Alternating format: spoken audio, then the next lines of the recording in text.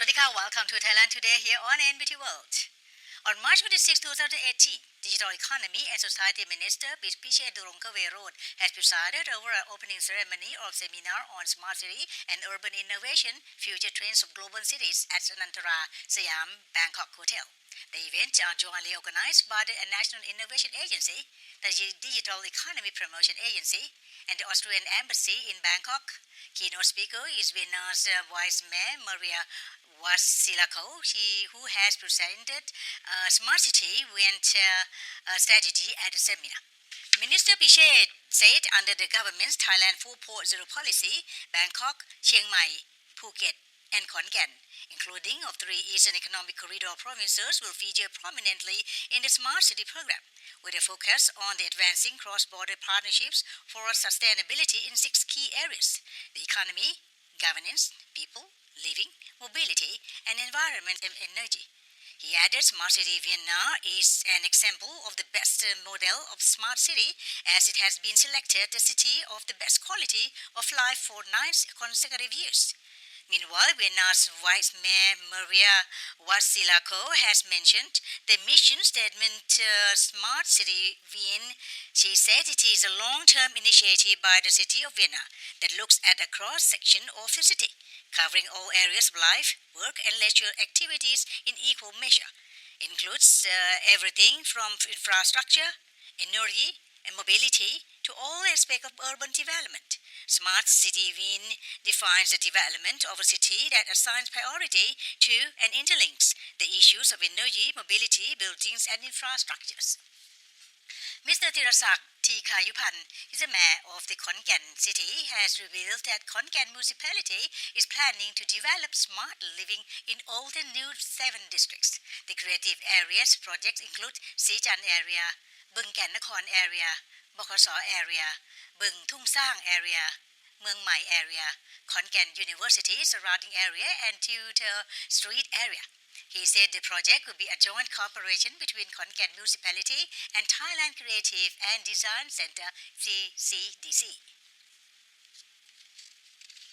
Mr. Thirasak said GDP of Khon Kaen is better than the average of GDP of Thailand. Khon Kaen is a promising city with a significant service and trading services, especially online trading. He said the city has become more and more investors from both Bangkok and abroad.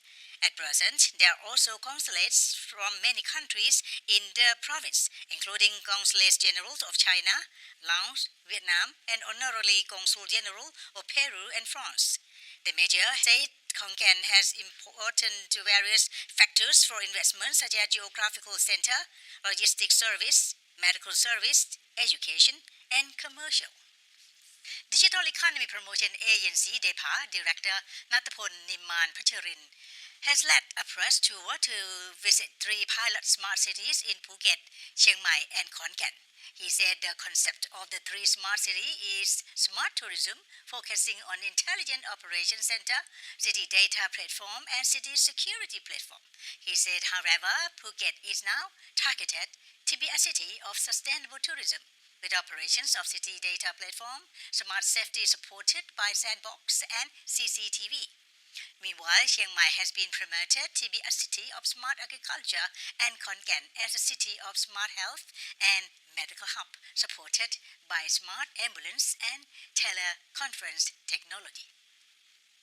Director Natapon said the government plans to raise the number of pilot smart cities from the current 3 to 7 next year. He added that Smart City scheme, part of Thailand 4.0 initiative, will expand to Eastern Economic Corridor in Chonburi, Rayong, and Cha Cheong Sao, plus Bangkok. He said the development of the 3 smart areas in the EEC is a part of the government's Smart City roadmap that started with Phuket as a pilot scheme in 2016, followed by Chiang Mai in early 2017 and Khon Kaen by this year end. Smart cities aim to integrate digital technology in energy and support and transport to improve quality of life for residents. Smart city transformation is a full swing in Asia Pacific region with major economic, social, and environmental implications. In line with the Thailand 4.0 policy, the Thai government has validated its potential of carrying out a smart city transformation and leveraged emerging technologies and innovation to make cities more livable and the residents looking forward. Today our program will lead you to Khon Kaen province.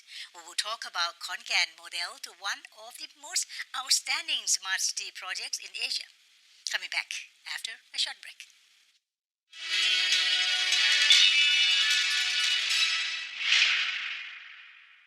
In 2019, Thailand is ready for ASEAN chairmanship, working together and building solidarity to increase competitiveness and innovation with the people at the center. All sectors are ready to promote unity of the ASEAN community. NBT World is excited to be a full supporter of the Thai ASEAN chairmanship. Keep up to date on ASEAN 2019 movement with NBT World.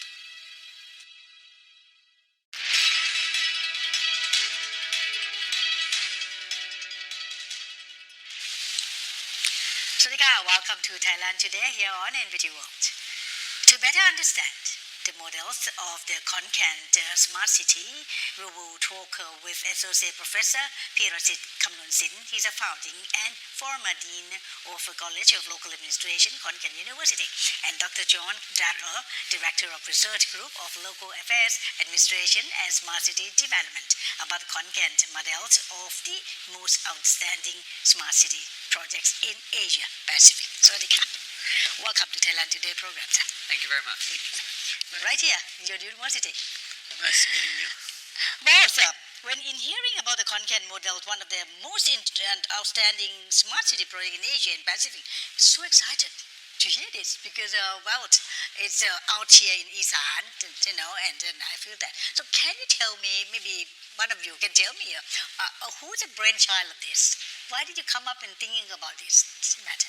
Okay, so the history of the Khon Kaen Smart City dates back several years to the idea that Khon Kaen needs to have its own infrastructure development plan.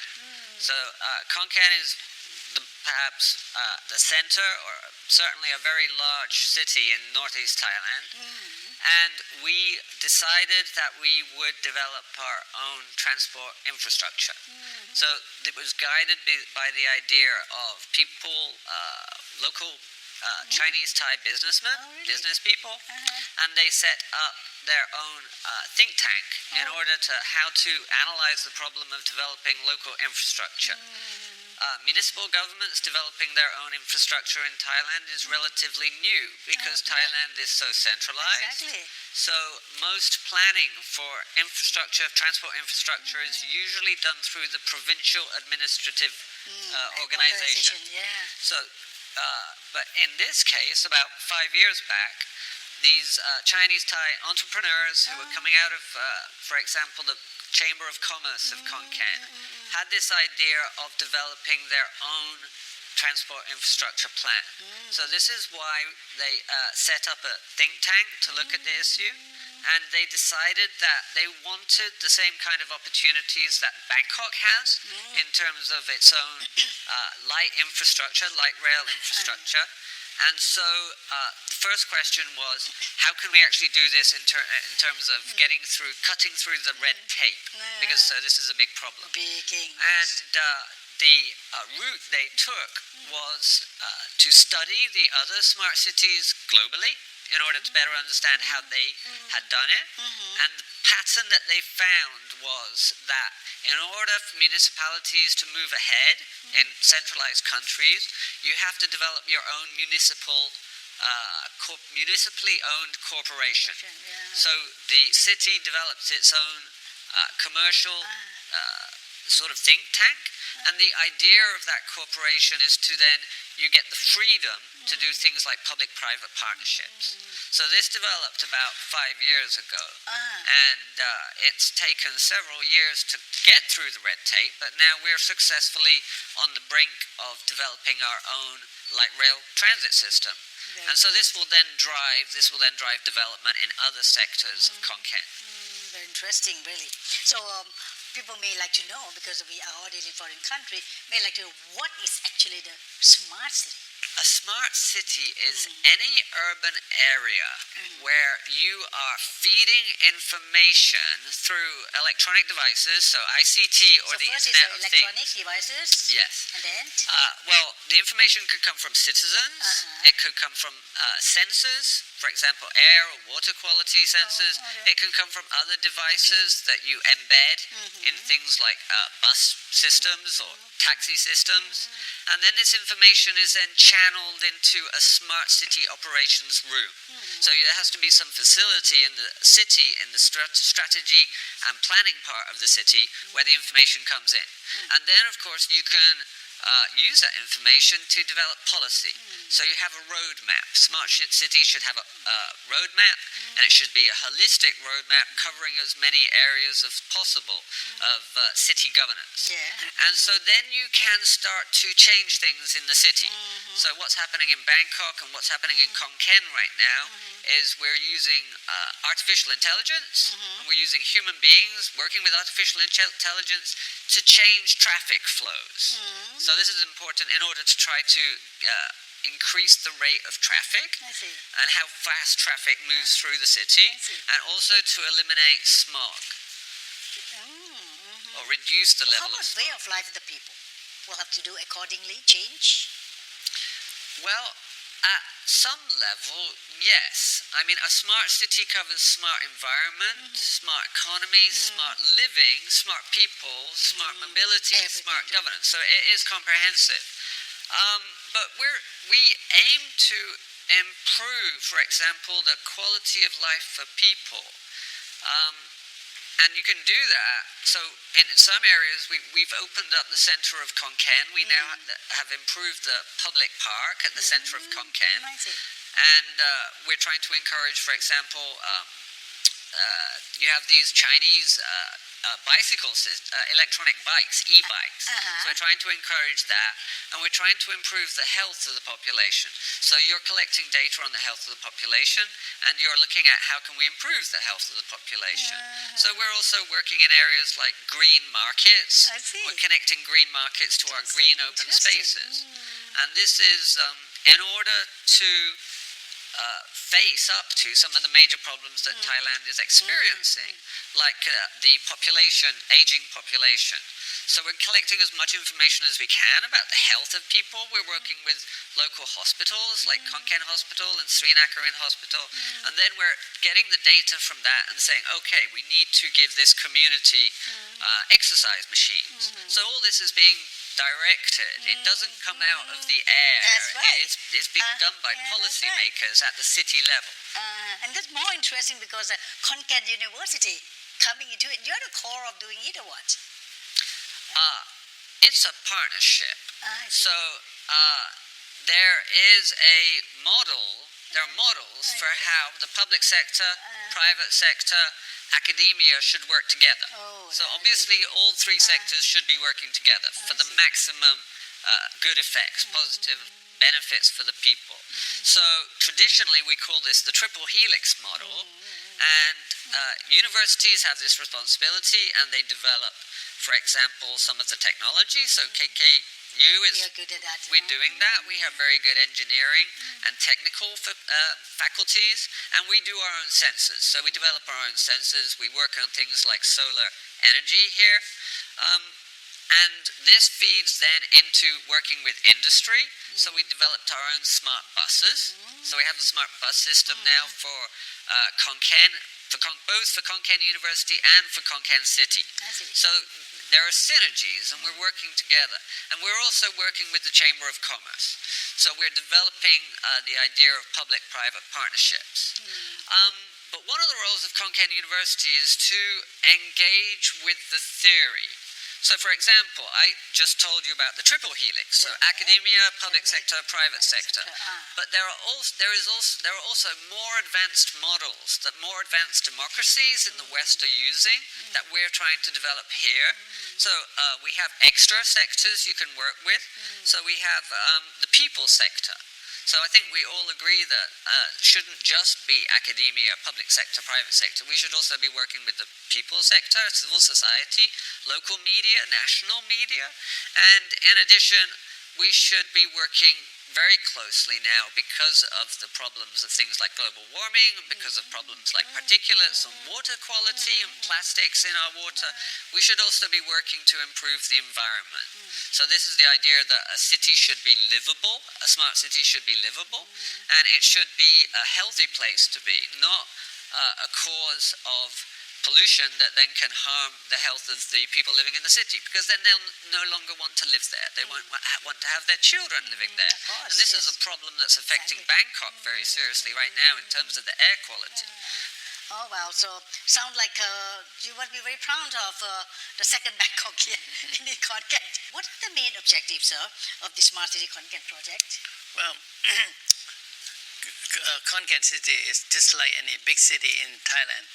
It's fraught with all the problems, and people in Khon Kaen know that we cannot tackle all the problems all at once. So we figure out, where we should start and where we should start first. And so we know that we want to create a place that is more livable. So this is the goal and objective of our Khon Kaen Smart City model. But to begin with, we would be focusing on solving the congested traffic problems of Khon Kaen. Is it only traffic jam here? Oh, yes. Really? Yes. I have not encountered that yet.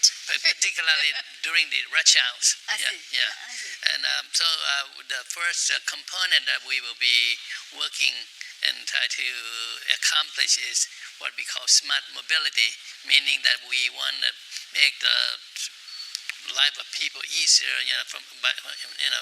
reduce the problem of traveling from one place to the other, reducing the amount of travel time, and also, that would have what I would call the impacts of reducing or improving the air quality, because when the traffic problem is less congested, it also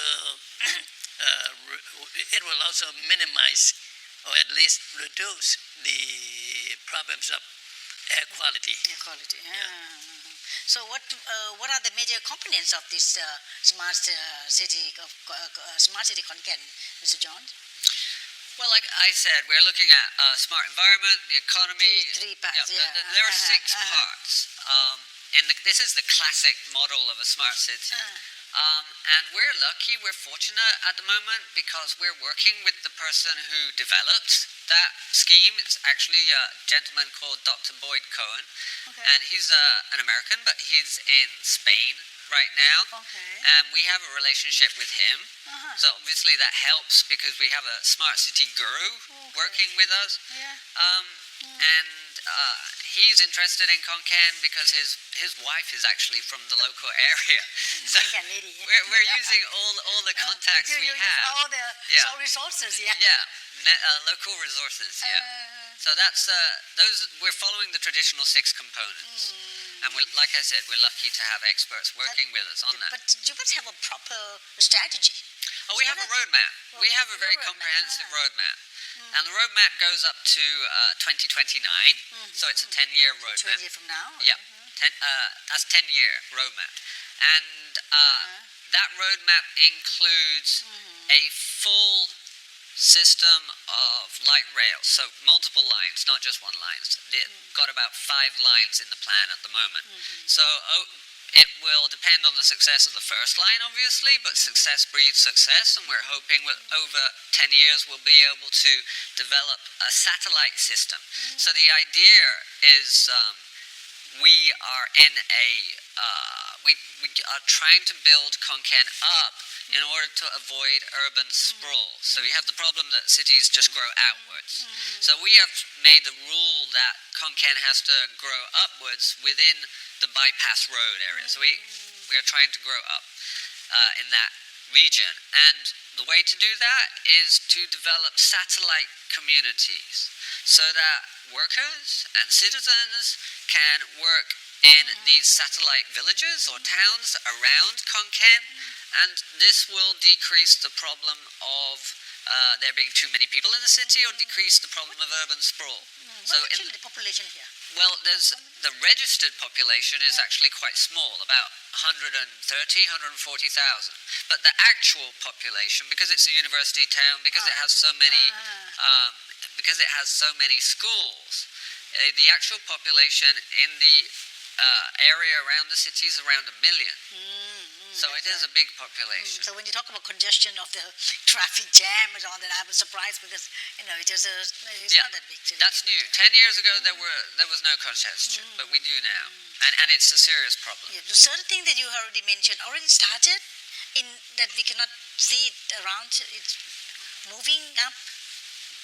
The provincial administrative organization approved the light rail last year. So that's the idea is that we will begin building that this year. Oh, okay. So that took around 3 years to cut through the red tape. So it's not easy to get something like this done in Thailand, and especially because we were the first outside Bangkok to try going through this idea of a municipally owned corporation.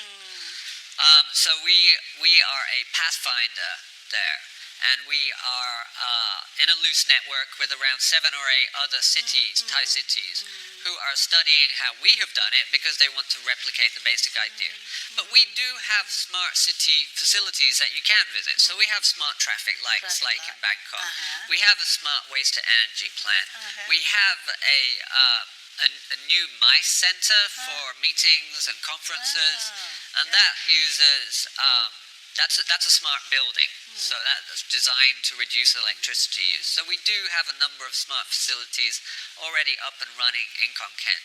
But we love to hear from Professor Pirasit on what the important projects to promote smartity to add up of what is Professor John is saying. Yes, as I mentioned before, we will be starting with the smart mobility. Mobility first. But please note that there are 6 components of smart city.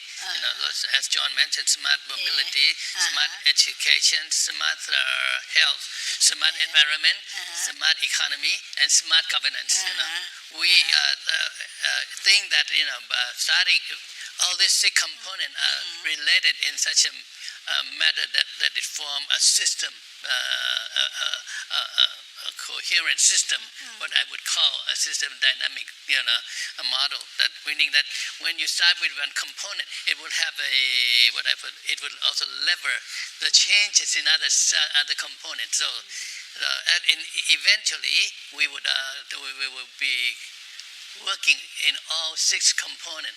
But at the moment, we start with the smart mobility. But as currently the problem, the what I would call the emerging or the pressing problem now is the air quality. So that would become into the forefront of our attention.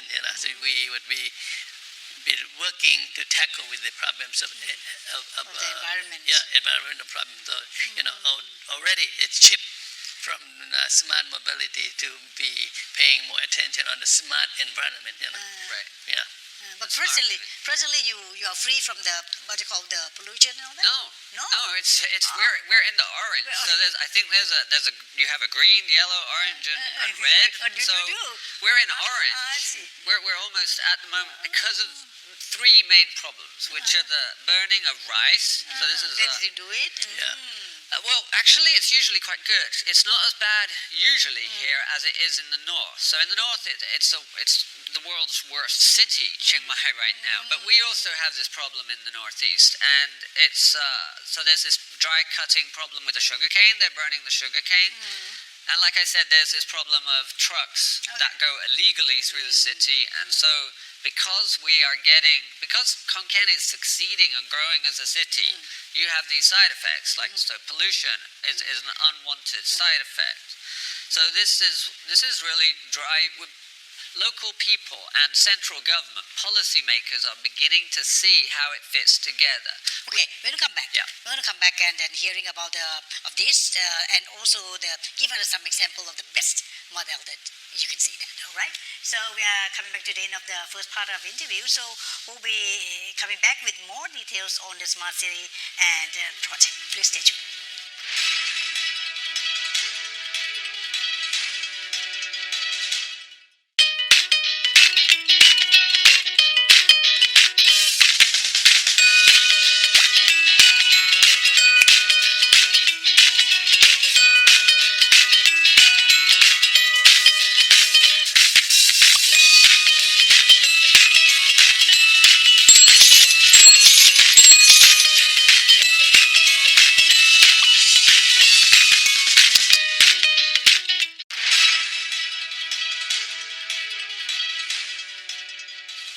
Welcome back once again to our program. Now it's time to focus on the specific details of the model. So let's see, we have Associate Professor Pirasit Kumnuansil and Dr. John Clapper. So, gentlemen, tell us about what we need to hear actually, because there must be some other model that you bring into example for this. Right. Can you tell us about it, please? Yeah, Portland. The best one. I personally, with under the auspices of COLA, took a group of the local businessmen and local administrator to Portland, Portland, the state in the state of Oregon, to learn about how the city, which has been known as one of the best smart city in the U.S., develop and how the program works. And so we learn. We have learned a lot from them, you know. And that's from the operational side. But from the academic side, we also have professors who come from Portland State to come to lecture at our college. You know, so we do learn from Portland. Yeah. When we talk about smart city, to me, I think the whole city, the whole province, or just a batch out. Okay, that's a good question. You know, normally when people talk about smart city, people who heard about the term smart city think about that will only benefit the people who live in the city. But that's only a myth. It's not true. The ideal smart city should be that the smart city should be the city that when it's developed, it will provide benefits to all people who live both within the city and outside the city. For example, you know, when we want to make a green city and a livable city, we expect that there will be more tourists who come to visit the city, and more businessmen will come to work and to invest in the city. But then we have to think about where do we get all the green and the food products from, and so we would actually help stimulate the local the economy surrounding the city, and of course under the notion of developing the smart environment, we would have to also work with the farmers to create what we call pesticide, non-pesticide, organic vegetable, and those organic food would be certainly gastronomy would be in high demand, and in the end, the people who live outside the city would benefit from the smart city as well. Why not smart province? Well, that's the strategy that we try to work. Expand. With the governor to solicit his support. But in fact, he has been very supportive of us, you know, because he also smart enough to know that this is the benefit will be for all people who live in the province. That's very So interesting. you can scale smartness up. So Singapore has a smart nation concept. So that's smart from birth to death. So from every nook of corners, you know, that you have to be smart. and you can scale down, and that's when we start talking about smart communities. So a community can be anything from a district down to a village level or neighborhood level. So the idea is to make every aspect of governance in Thailand smarter than it is now. Right, Professor John, can tell me what is the significant characteristics of the Smart City Khon Kaen project? Characteristic of it. Okay, so what we're working on as Dr. Pirasit is saying is smart mobility. Smart mobility for us exists at two levels. So we have smart mobility at the local level, and the idea is something called transit-oriented development, TOD. Transit-oriented development is the idea that if you build better infrastructure, transport infrastructure, you will attract more business. As obviously the line itself, people will be going through your city. If it's more efficient to travel through your city, they'll be wanting to come through your city. So what we're doing is we're working with satellite municipalities around Khon Kaen, and that is where we are developing the 5 basic links through the light rail system. And that should get workers into the city and out of the city faster, reduce pollution, make the city and the local area more efficient, and save time. But at the regional level, there is another level of transit-oriented development as well. So Khon Kaen is actually in the middle of something called the UNESCO Super Corridor.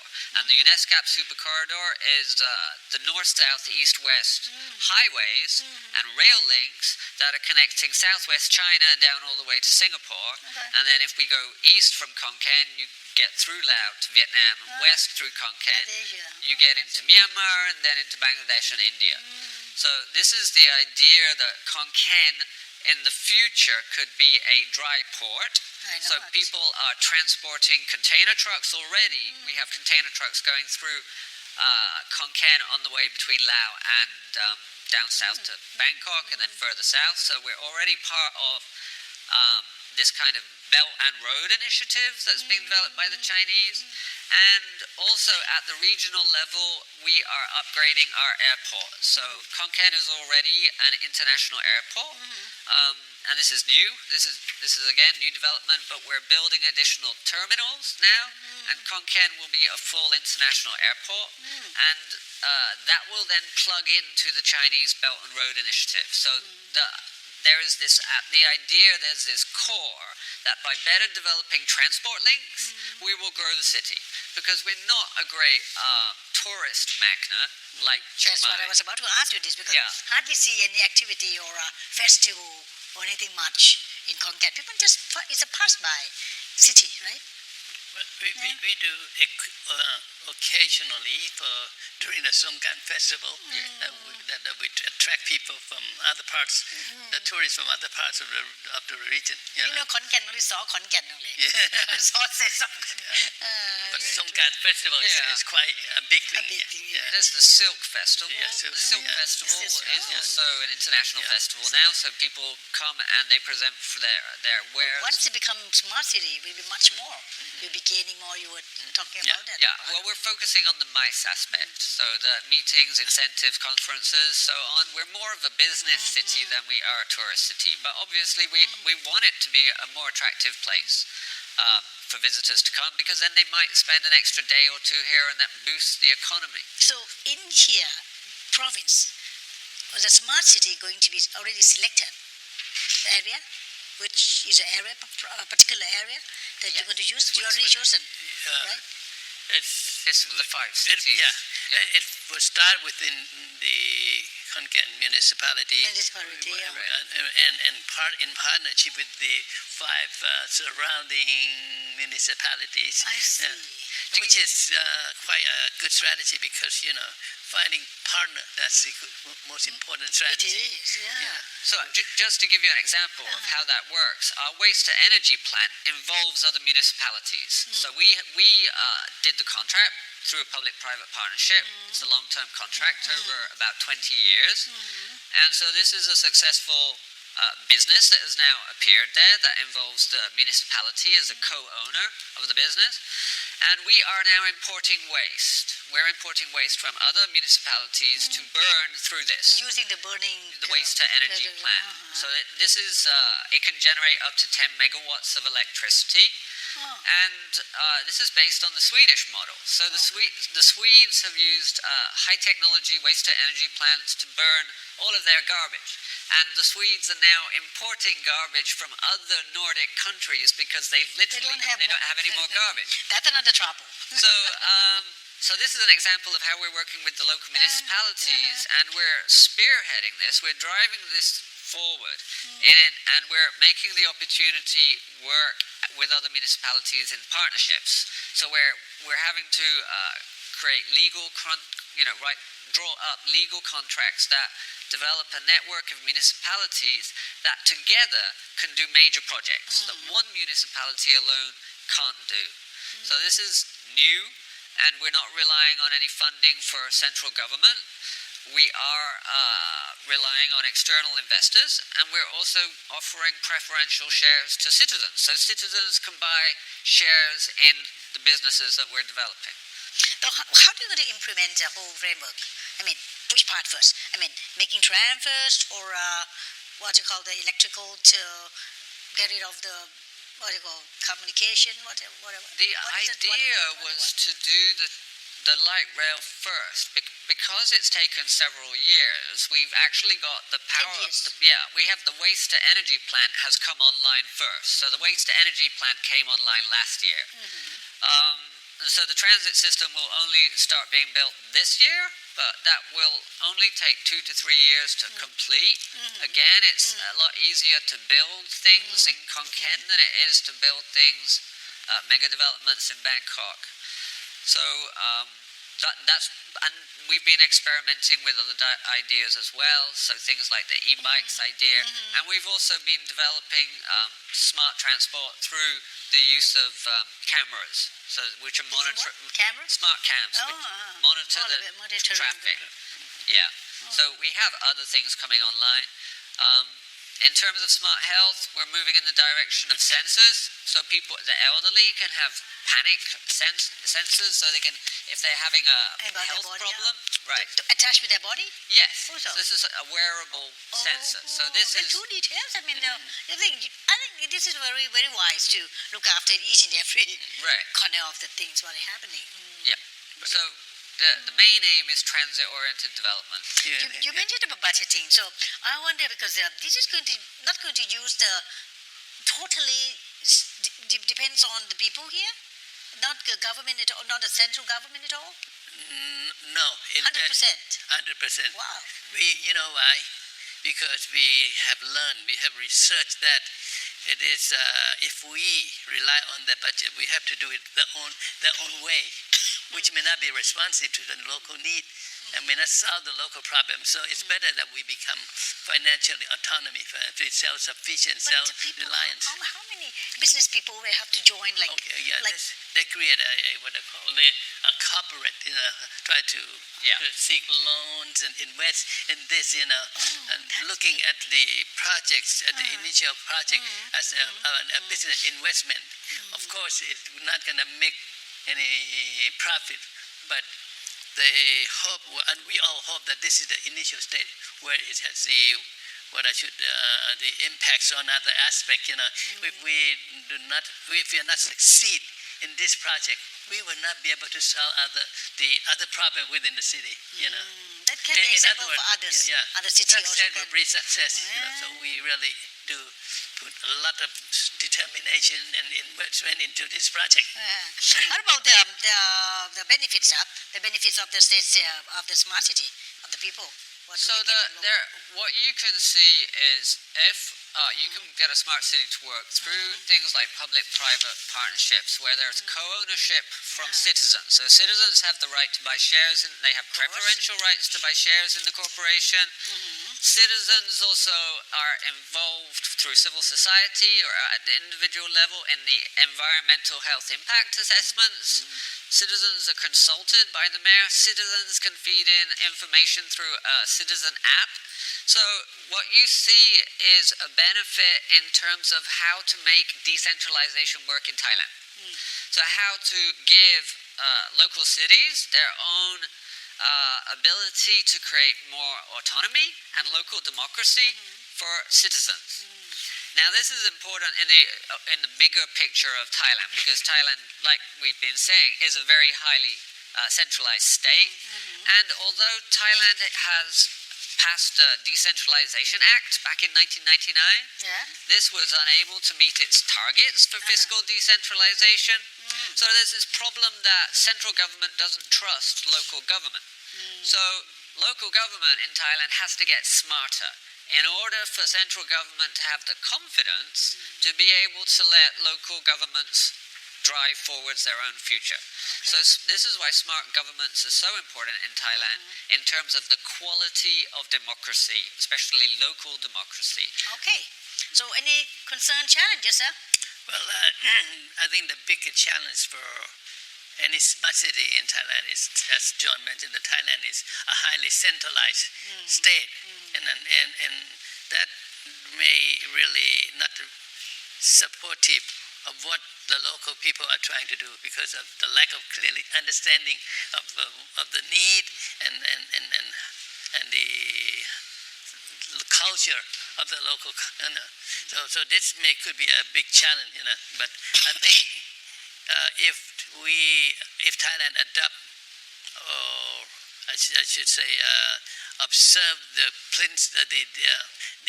Decentralization Act more strictly, our country may move much faster. So we wish you all the best, gentlemen, for whatever you are undertaking. Thank you. We ending up our program with thanks to Associate Professor Pirasit Kumnuansil. He's the founder and former Dean of the College of Local Administration, Khon Kaen University, and Dr. John Draper, Director of the Research Group of Local Affairs Administration and Smart City Development. Thank you so much. ขอบคุณค่ะสวัสดีค่ะ